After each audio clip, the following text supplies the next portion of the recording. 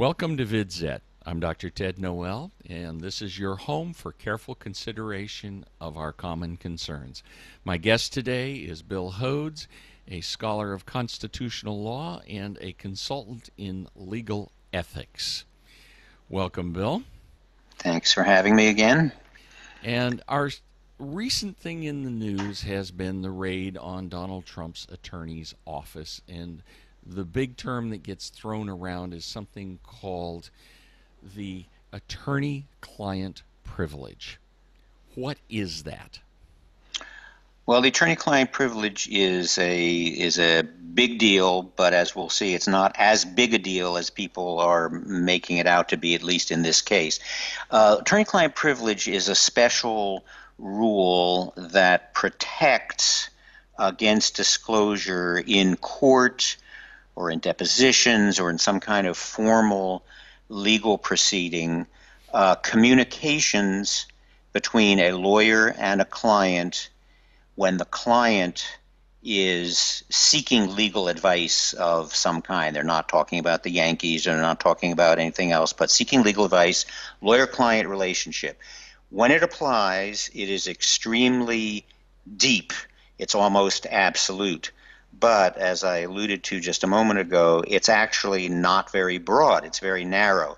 It applies in the situation that I just described, but it doesn't apply in other situations. Okay, what does it cover specifically?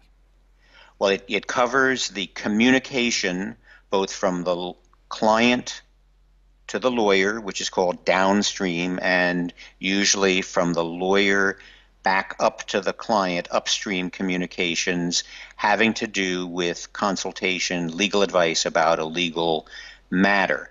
But it only applies to those communications. And in the context that we're talking about, we'll assume for the moment that the raid on the Cohen offices was designed to find out something about Stormy Daniels and her communications and her activities and so on. If there were communications, emails back and forth, negotiations, letters between Cohen and Stormy Daniels, there wouldn't even be any discussion about attorney-client privilege. Why? Because she's not his client. Okay. There's no communication. Who owns the privilege then? It would be the lawyer, not the lawyer. So in the example that we gave, before you even get to who owns it, the example we gave, there is no privilege at all because there's no lawyer-client communication. But it's also interesting, and I think people don't realize this, that if there was a communication between Stormy Daniels and Donald Trump, okay, no privilege because one's not a lawyer and one's not a client of the other. In fact, even if Donald Trump, Stormy Daniels, she wrote back, they used their real names, and Donald Trump gave all those emails to his lawyer, they still wouldn't be privileged because the communication and Stormy Daniels, not between Trump and the lawyer. So realize how a little box is around okay. attorney-client privilege. Are there communications between a lawyer and the client that are upfront not privileged? Yes, there's one that there are exceptions, and then there are ways that it can be waived. But in addition, there is one main category that's referred to as the crime fraud exception to the privilege, and that is if a real client talks to a real lawyer about real legal matters, so you would think that the privilege would now be applying according to my definition, but we learn somehow later on during it that the client is seeking this legal advice in order to facilitate or to plan or to not get caught in a crime or a fraud. Then the crime fraud exception applies, and we say what was the crime fraud, the attorney-client privilege takes flight. It goes away. Okay. And so it would convert something that would have been privileged into something that is no longer privileged. Now, you've talked about communications between Trump and Stormy Daniels or between Cohen and Stormy Daniels that are not privileged. But let us suppose we had communications between Trump and Cohen that would properly be privileged. Right. How can that privilege disappear in the common course of events? Okay, then you're getting to what I think I referred to just a couple of seconds ago, which is that the attorney-client privilege, even when it applies, even when there's no crime fraud exception, can be waived, and it can be waived very easily in two main ways. One is if in the lawyer-client communication setting, whether it's face-to-face or it's in some emails, if there is a third party who is not a lawyer, and who doesn't work in the lawyer's office or isn't a translator, but is really just, there along for the ride, has been waived. The communication has gone outside of what I call the magic circle. Common It's waived. example The is common guy example brings his is, mom in. yeah, I'm a young guy, been charged with a serious crime, a little nervous. I bring mom in just for moral support. She wasn't there, doesn't know anything. If she's in the room, no privilege. And the reason being that she is not the client, she in essence is the public. Yeah, she's not the client and she's not the lawyer.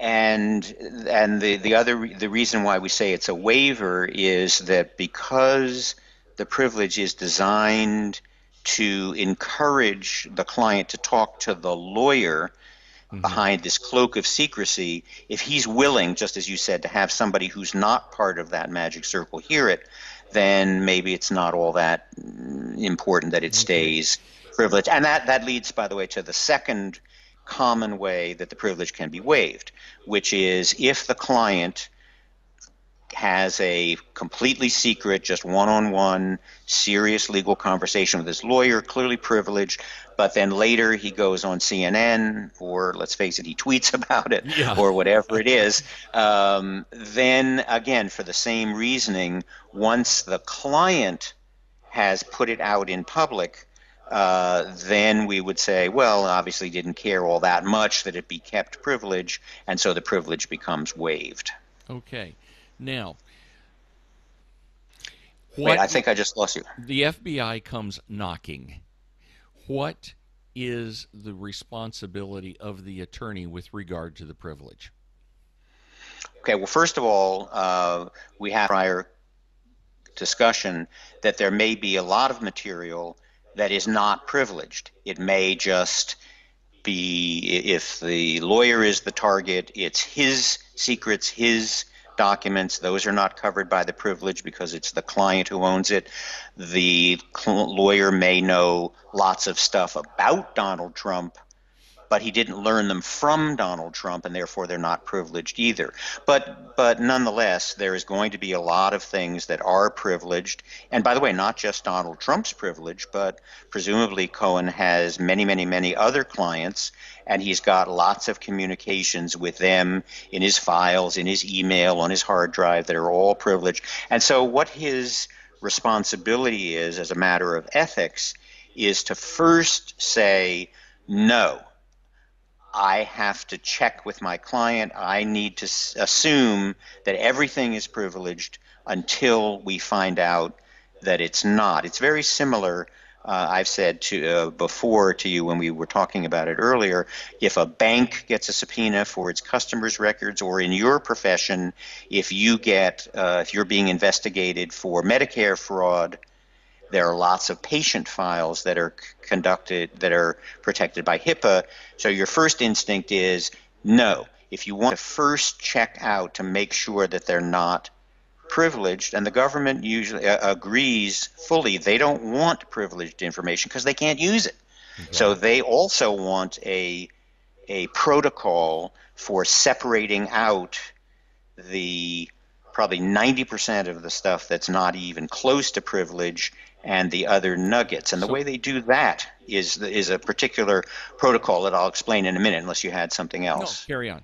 Yeah. Okay. What they do is they have this great bulk of information, some privileged, some not, and instead of turning it over to the prosecutors who are going to prosecute the case, whether it's a prosecution against Cohen, could be a prosecution against Stormy Daniels, could be a prosecution against Trump, we don't know. But whoever it is, that bunch of prosecutors, they get walled off. They don't get to see it because they don't know whether it's something that's not for their eye. So they're called the clean team. They only get access to clean stuff. Another team, a parallel team, also either prosecutors or probably with FBI helping them, they're called the dirty team, and they get all of the stuff, put it out on the table, go through it, document by document, line by line, and if they see that it's privileged, they give it back. They say, we don't want this, and the clean team does not want it because it'll just taint their case. And then, of course, there are often, hard cases. Well, clear, we have Well, to you look at can it. go to a judge on that kind of a thing. And I Correct. don't want to get too complicated here, but Alan Dershowitz has raised a point that the FBI has leaked like a sieve, and then they can also develop something he called parallel construction, which is while you have a team here and you have a team over here and they're doing different things, one of them is looking at everything and trying to hand off only the stuff the other guys are supposed to have. Because they know each other, because they work in the same office, ultimately some of the stuff rubs off, and the people who aren't supposed to know privileged stuff end up learning it and developing a case, and they try to present it as if it was never privileged. And the point being that maybe it's proper in a case like this to do something that was done back in the Ken Starr era where they actually set up a special master who is not even FBI, who then goes through everything and hands off the clean information to the prosecutorial team. Yeah, I think that's a reasonable compromise that's sometimes used. It's really a variation on taking it to the court because the special master can also be the magistrate in the court. But my response to what Alan had said, though, is this. I agree in general that it's a problem, but I think you have to differentiate. If you say that because the FBI, at least some members of the FBI, many of them are no longer with the FBI anymore, have leaked and have done bad things, that we simply don't trust this whole protocol. There's no such thing as clean team, dirty team anymore. To me, that goes way too far. You've thrown out the baby with the He's bathwater. pointing out the situation in the current environment where you do have so many leaks that have come from the case. Right, but I still think it's not the same personnel. I agree it's something you need to think about, but I think it goes too far to say everything about the whole Trump, Russia, Stormy Daniels, everything is so tainted that we invent the wheel. I disagree with that. I do agree, though, that there can be. In other words, if you think that they've cheated before, people who are no longer with the FBI have cheated, and so we're going to assume that from here on in this case, every FBI member is going to cheat. I think that's a big mistake.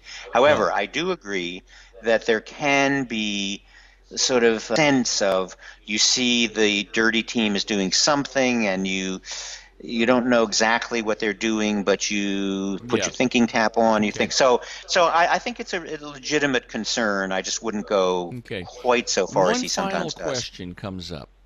We've talked about privileged information. Under what circumstances, or maybe you could just make a general comment on this, can the privilege itself be pierced, even though it was originally present for proper legal reasons? I would say, because I started out by saying it's very deep but not very broad, I would say, again, if it's not crime fraud exception, which means it's not privileged, if it is genuinely privileged and remains privileged, No waived it privilege. it cannot be breached that I can think of or offhand with respect to the client. Right. Now there can be there may very well be in this case information, say a clear cut Hmm. many conversations about Stormy Daniels, let's say between Trump and Cohen. They both denied that they have, but suppose that they find it. That would be absolutely privileged as to Trump. They could never use it against him. However, they could use it against Cohen. Cohen because remember the privilege belongs to The the client. client. It protects the client. So, but I think with respect to, and which is one of the reasons, by the way, all of the people tearing their hair out and saying, oh my God, the republic is coming to an end, the privilege is being destroyed. It's not. If there is something that's truly privileged, it's not going to hurt any client. Okay. Now, Dershowitz is right. This will be my final point. Dershowitz is right, and sometimes he uses the language properly. Sometimes he gets a little too broad. Although I think he quite understands that there really is not a significant privilege problem, I think he's right that there's going to be there's sort of an attack or harm done to the attorney-client relationship as a And whole, that confidentiality. clients will be afraid, even though they know there's a privilege, they will say, well, yeah, but look what happened 3 years ago in the Trump case. And so Right.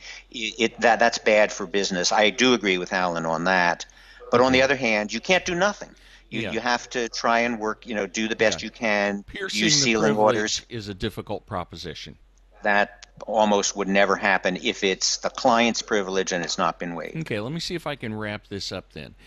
The attorney-client privilege is designed to allow an attorney and a client to very freely discuss proper legal issues between them, and as long as it remains between the two of them, that discussion, whether it's in writing or email or on the telephone or in Or person. person, is inviolate except in perhaps extremely limited cases.